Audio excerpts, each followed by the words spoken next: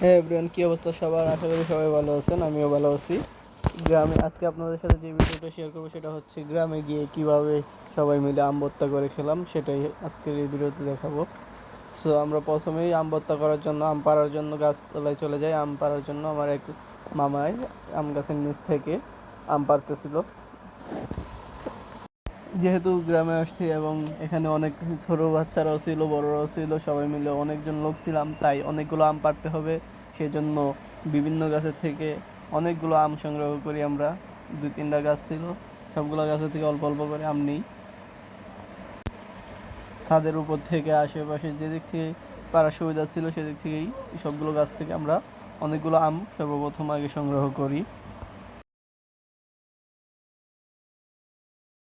আমগুলো পাড়া শেষ হলে সবগুলো আম একসাথে নিয়ে আমি বসে পড়ি সবাইকে নিয়ে আমগুলো ছোলার জন্য।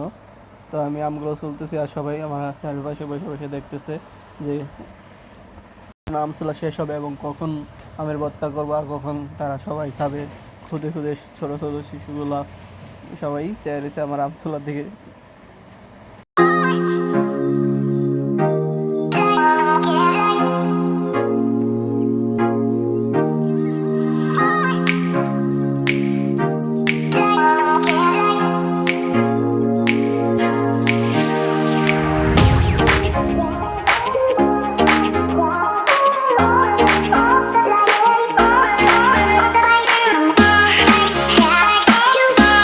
আমসলার মাঝখানে এক পর্যায়ে এখন কলা দরকার, যেহেতু আম ভর্তা করবো কলাও দিব।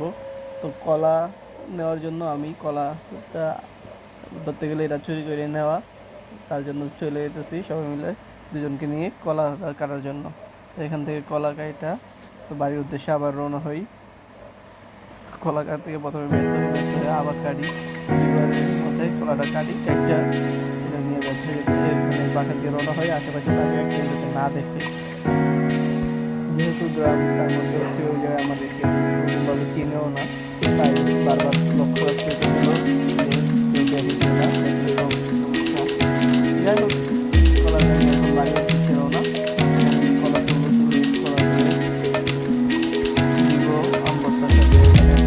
সবাই কলা কাটতেছে, তারপর করে ভালোভাবে দিয়ে আবার তোলা হবে। সেই জায়গাগুলোকেও কলা ভর্তার সাথে আম ভর্তার সাথে অ্যাড করবো। এখানে আমার আম তোলা প্রায় শেষ পর্যায়ে, তার জন্য সবাই এখন রেডি হইতেছে যে আমগুলো ধোয়ার পরে যাতে পড়বে আর কি, আমগুলো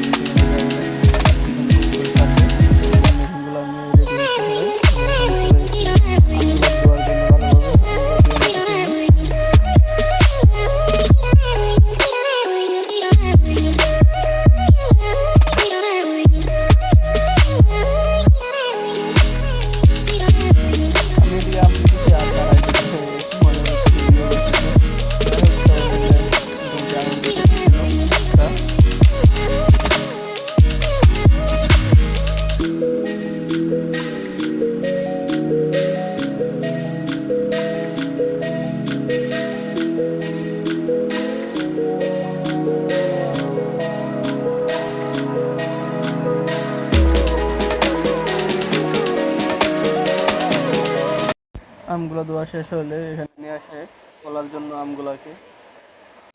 কয়েকজন মিলে আবার আমগুলো পোলা শুরু করছে, আর তারা বাচ্চারা যেগুলো আছে এগুলো বসে বসে আম পোলা এখন দেখতেছে। ওরা একদিকে আম পলতেছে, তা আবার আমি আরেক দিক দিয়ে আম, যেহেতু আমার চুলা শেষ এখন কলাগুলাকে নিছি, কলাগুলাকে চুলবো। তো কলাগুলাকে চুলার জন্য আমি এখনো বসা ওই জায়গার মধ্যে, আর হচ্ছে পাশে ওই মামা উনি এবার কলার ফুলটা যেটা ওইটাও দিবে বলছে, তার জন্য ওইটারও শুইলা নিতেছে ভর্তার মাঝে দেওয়ার জন্য।